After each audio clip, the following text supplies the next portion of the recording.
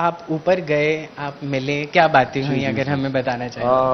वो उनकी daughter in law हैं, विश्वास जी की वाइफ थी। विश्वास जी तो नहीं रहे, but I just told her that she should watch the movie. उन्होंने पिक्चर अभी देखी नहीं है, she is quite old, 91। So I have requested that will send a big screen TV and make I showed her some pictures.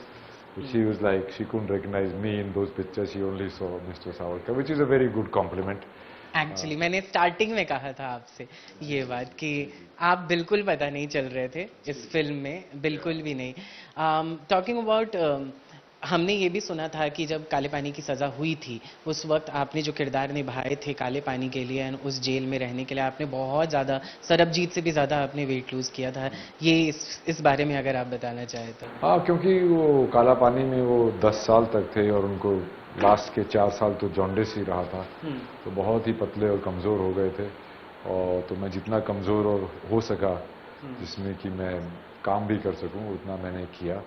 और क्योंकि वहाँ पे खाना वाना ढंग से मिलता नहीं था, खाने पीने की और सैनिटेशन की मार ज़्यादा रहती थी, तो उसको लोगों तक पहुँचाने के लिए, वैसा दिखने के लिए वो मैंने सब किया. बट एज अ डायरेक्टर मैंने इसमें काफ़ी एक्सपेरिमेंटेशन किया है. जैसे मैंने बोला, I have used different editing patterns. I have got a music director from France and Sandesh here, and everything, every stitch, every button, everything. So it is a movie on its own cinematic new language. I've actually made a gangster film.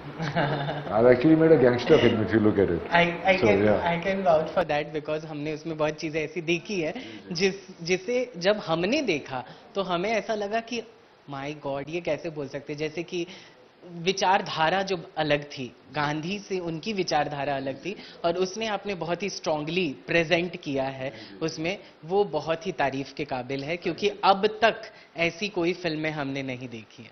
जो भी गांधी जी और सावरकर जी की जो भी conversations हैं, वो recording है, recorded है.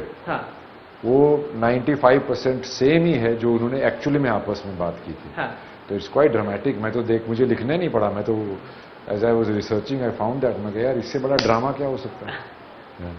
आपकी कितनी विचारधारा बदली जब आपने सावरकर का किरदार? देखिए, आप कोई भी किरदार करते हैं, कल को मैं नेहरू जी का किरदार करूंगा तो मेरी विचारधारा वैसी करनी ही पड़ेगी. मैंने चार्ल्स सोबराज का भी रोल किया है, मैंने राजा रवि वर्मा का भी रोल लिया, मैंने इंस्पेक्टर अविनाश का भी किया है, सरबजीत भी किया है और सावरकर भी किया है. तो हर एक किरदार को जब आप लेते हैं तो आपको उस नज़रिए से आपको सोचना होता है. और सावरकर जी का जो एक सशस्त्र बल जो देश का होना चाहिए, आज हमारा देश सिर्फ इसीलिए ही देश के उच्च देशों में नहीं आता कि सिर्फ हमारी डिप्लोमेसी अच्छी है या हमारी यंग इकोनॉमी है. इसलिए भी आता है क्योंकि हमारे पास दुनिया के सबसे बेस्ट हथियार हैं, न्यूक्लियर बॉम्ब्स हैं, और हमारे पास हम खुद हथियार बनाते हैं, जो कि सावरकर जी हमेशा चाहते थे.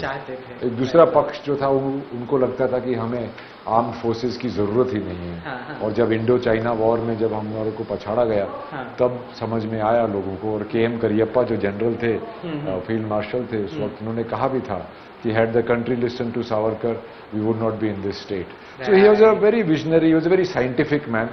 वो ज़्यादा टोटके चोंचलों में बिलीव नहीं करते थे, और बिल्कुल ही वो बहुत ही मॉडर्न थे. वो सिनेमा आर्ट्स को बहुत प्यार करते थे एक्चुअली.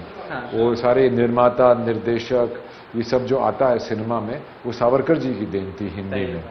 तो is a very interesting man. अगर आप उनके साथ अग्री करते हो या डिसअग्री करते हो, वो बात की बात है. अभी आप पहले उनके बारे में जाने तो उनको बिना जाने उनके ऊपर लालचना लोग करते रहते हैं. तो मेरा अभी यही है कि मेरे खुद के दोस्त जो कि आर्टिस्टिक हैं, लिबरल हैं और वो सब चीज़ें हैं, वो भी बोलते हैं आप तुमने बहुत मेहनत की, अरे क्या ट्रांसफॉर्मेशन किया, क्या प्रोमो है, पर हम सावरकर नहीं देखेंगे. नहीं, क्योंकि ये एक डिवाइसिव फिगर की पिक्चर है, एक राइट विंगर की पिक्चर है. तो मैं कहा यार, क्या जो अगर कोई राइट विंग के बारे में पिक्चर बनाए तो क्या वो आर्ट नहीं होती? सही बात. तो सिर्फ एक ही तो पक्ष का है.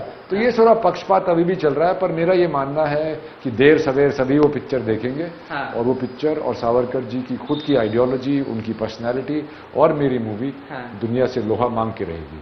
बिल्कुल सही बात. लास्टली हम आपसे जानना चाहेंगे, जब आप शूटिंग कर रहे थे, आपने बहुत सारे बायोपिक किए हैं, पर आप शूटिंग कर रहे थे, कभी उनका प्रेजेंस आपको फील हुआ? देखिए कई बारी जब मैं स्टक हो जाता था, जब मैं और उत्कर्ष लिख रहे थे इसको, तो मैं अपने चारों तरफ उनकी किताबें रखता था, तो मैं कई बार कोई भी किताब उठाता था, कोई पन्ना खोलता था, मैं कहा यही तो चाहिए था। It's as if I was being guided. तो और कई बार परछाई में मैं देखता था तो सावरकर जी दिखते थे। We loved your character, Randeep. We love you.